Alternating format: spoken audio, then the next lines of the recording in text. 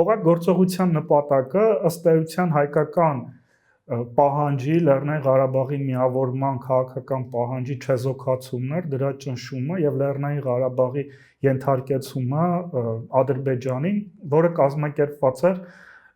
խորհրդային եւ ադրբեջանական իշխանությունների կողմից։ Եվ այս գործողությունը կարևոր մի փուլ էր Լեռնային Ղարաբաղի հակամարտության մեջ, հետաքրքրական է տեղահանությունների մեկնաբանության խնդիրը խորհրդային կոնտեքստում եւ ադրբեջանական իրականության մեջ մենք ունենք օրինակ Սումգայիթի հետ կապված ադրբեջանական այսպես դիսկուրսը եւ հանրային ընկալումը, որը Սումգայիթյան իրադարձություններից հետո մտցվեց ասպարեզ, իբրև թե Սումգայիթը կազմակերպել են հայերը եւ ադրբեջանցիների վրա գցելու նպատակով։ Նույն տրամաբանությամբ մենք տեսնում ենք օղակ գործողության հետ կապված Ադրբեջանում այն միանգամից մեկնաբանվեց հետեւյալ կերպ, որ օղակ գործողության մեղավորները դրանք հայկական գրոհայիններն են, որոնք չեն թողնում հայ խաղաղ բնակչությանը խաղաղ ապրել ադրբեջանցիների հետ եւ հետեւությունը հետեւյալն է, որ հայերը ուրեմն պետք է հեռանան Ադրբեջանի տարածքից եւ Լեռնային Ղարաբաղի տարածքից։ Սրանք բանավոր հայտարարություններ եւ ելույթներ չեն, դրանք խորհրդային Ադրբեջանում 91-90 այդ տարիներին հրատարակված նյութերն են օղակ գործողության հետ կապված, այսինքն դա իրենց քարոզչական քաղաքական հիմնավորումն է էթնիկ զտումների հետ կապված։ Օղակ գործողության մյուս կարևոր առանձնահատկությունը, ինչպես արդեն նշեցինք, դա բնակչության պատանդառությունն էր, այսինքն բնակչության այն հատվածի, որը կարող էր կրում էր քաղաքական գաղափարախոսական առանցք եւ կարող էր ինքնակազմակերպման ձևեր ու միջոցներ գտնել ու հանդիսանալ եւ բնականաբար այդ թիրախը հանդիսանում էին տղամարդիկ եւ մոտավորապես 600 պատանդներ օղագործողության արդյունքում հայտնվեցին ադրբեջանական բանտերում, դրանց մի մասի ճակատագիրը մինչև այժմ էլ անհայտ է մնում։ Պատանդների թվում էին նաև հայ ոստիկաններ, բժիշկներ եւ այլն եւ այլն։ Օղակ գործողության ընթացքը նաև իր հետ բերեց մարդու իրավունքների մասսայական խախտումների, որոնք արձանագրվեցին մեմորիալ կազմակերպության կողմից։ Հատկանշական է, որ հենց օղակ գործողության ժամանակ այսպես մարդու իրավունքների հետ կապված խնդիրները լուրջ քննարկման առարկա դարձան Անդրեյ Սախարովի որպես մարդու իրավունքների պաշտպանի հետևորդների ռուսական եւ արտասահմանյան համակիրների շրջանակներում Մոսկվայում կազմակերպվեցին մտավորականության հավաքներ եւ խմբակներ ու կազմակերպություններ, որոնք սկսեցին բարձրաձայնել Լեռնային Ղարաբաղում տեղի ունեցած մարդու իրավունքների մասսայական խախտումների մասին օղակ գործողության ընթացքում։ Ըստ էության մարդու իրավունքների հետ կապված խախտումները մենք կարող ենք դիտարկել որպես դիմադրության մի ձև խաղաղ բնակչության դեմ պետական ահաբեկչության առումով։ Այդ նախաձեռնության մեջ ներգրավվեցին հիմնականում մոսկովյան մտավորականության ներկայացուցիչներ, գնող Ինեսսա Բուրկովան եւ իր հետևորդները, Անդրեյ Սախարովի համակիրները, ինչպես նաեւ արդեն նշեցինք մեմորիալ կազմակերպությունը եւ այդ շրջանակներում առաջին անգամ իրենց իրավապաշտպան գործունեությունը ծավալեցին նաեւ բարոնուհի Քերոլայն Քոքսը, որը հատուկ խմբով ժամանեց Արցախ եւ փաստագրեց մարդու իրավունքների խախտումները։ Օղակ գործողությունը որպես մարդու իրավունքների կոպիտ խախտման պետական ահաբեկչության ակտ գրանցված է մեմորիալի եւ մյուս իրավապաշտպան կազմակերպությունների հայտարարություններում եւ զեկույցներում, այսինքն դրանք քարոզչական բառեր չեն, դրանք իրավապաշտպան կազմակերպությունների կողմից փաստագրված եւ հայտարարագրված երևույթներ են։ Ինչպես արդեն ասացի, դա դիմադրության մի ձև էր, որը կարողացան այսպես ներգրավել նաև տարբեր շրջանակների, մտավորական եւ քաղաքական տարբեր շրջանակների, եւ այս դիմադրության ձևերը ունենում են իրենց հաջողությունները, օրինակ Շահումյանի Վերիշեն գյուղը կարողացավ գոյատևել այն պատճառով, որ այստեղ հաստատվեց ռուսաստանյան խորհրդային միջին ժողովրդական դեպուտատ Սմիրնովը, գնդապետ Սմիրնովը իր համակիրների հետ եւ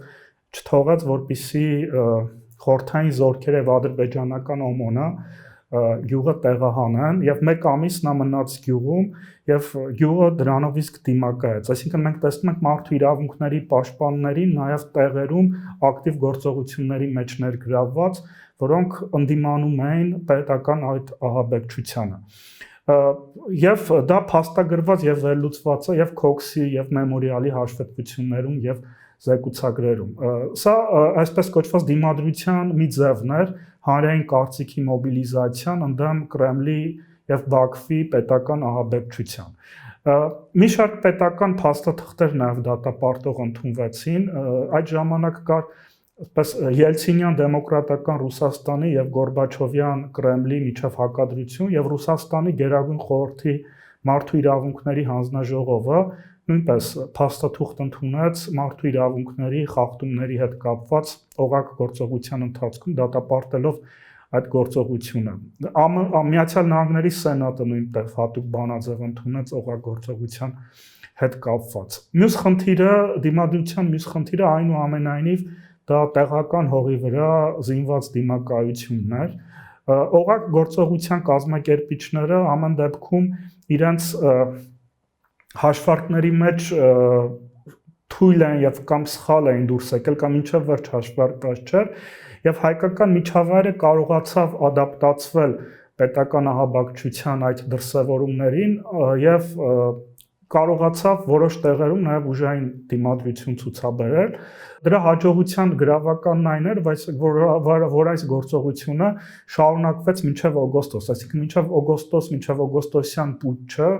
օղակ գործողությունը իր առջև դրված խնդիրները ըստ էության չլուծեց, հայկական դիմադրությունը չճնշվեց, ոչ միայն չճնշվեց, այլև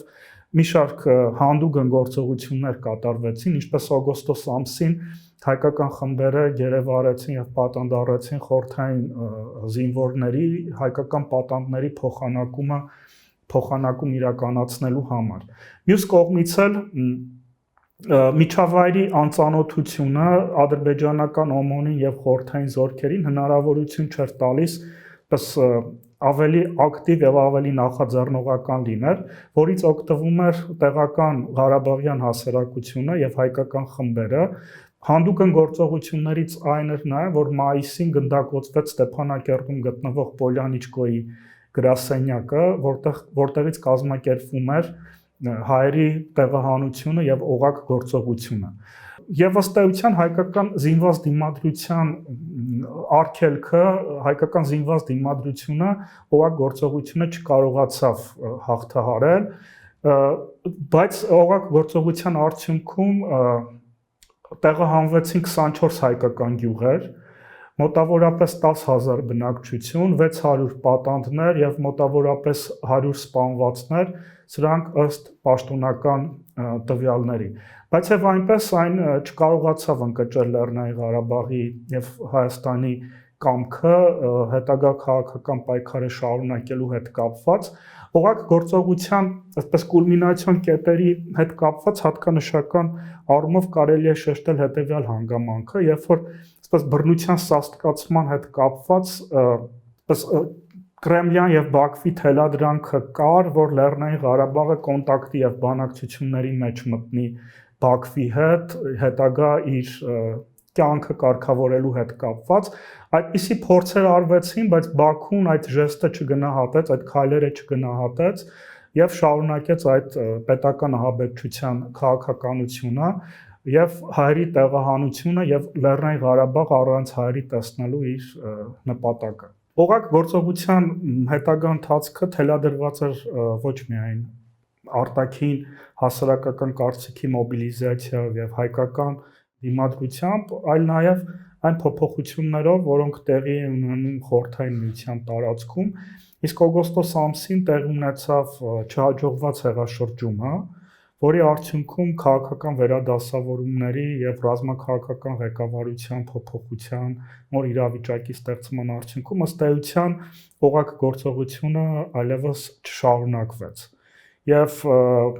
քանի որ խորհրդային զորքերը եւ ուժային կառույցները դուրս բերվեցին գործողության գոտուց եւ ադրբեջանական ուժերը մնացին միայնակ Լեռնային Ղարաբաղում եւ բնականաբար արագորեն դուրս մղվեցին Լեռնային Ղարաբաղից։ Լեռնային Ղարաբաղի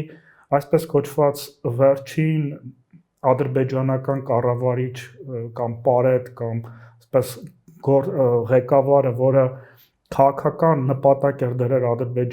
Ադրբեջանի ենթարկեցնելու Լեռնային Ղարաբաղը եւ որը Մոսկվայի կողմից նշանակվել էր Ադրբեջանի Կոմկուսի երկրորդ քարտուղար Պոլյանիցկոն,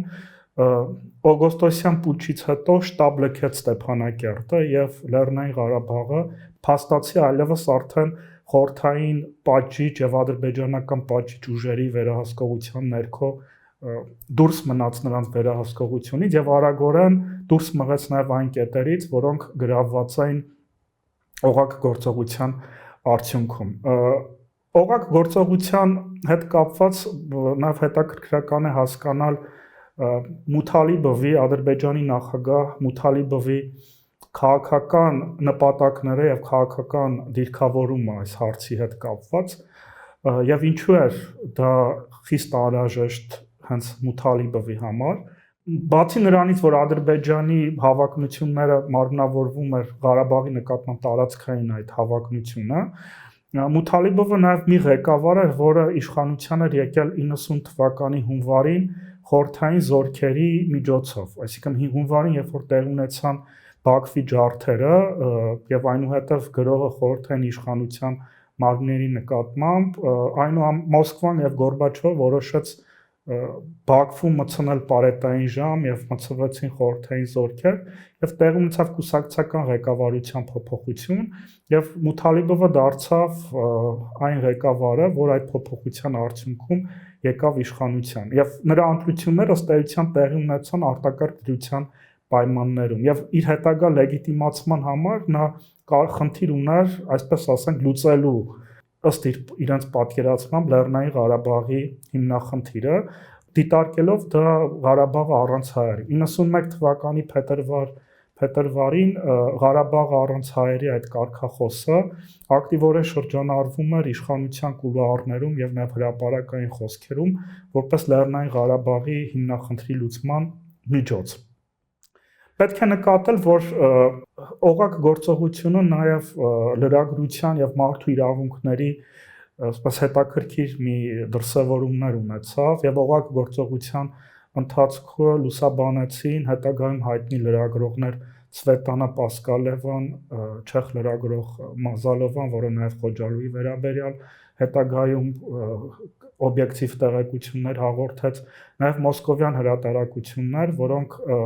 օֆիցիալ պրոպագանդիստական կլիշեներից դուրս իրական պատկեր էին տալիս, թե ինչ է տեղի ունենում խորհրդային միության ծայրամասում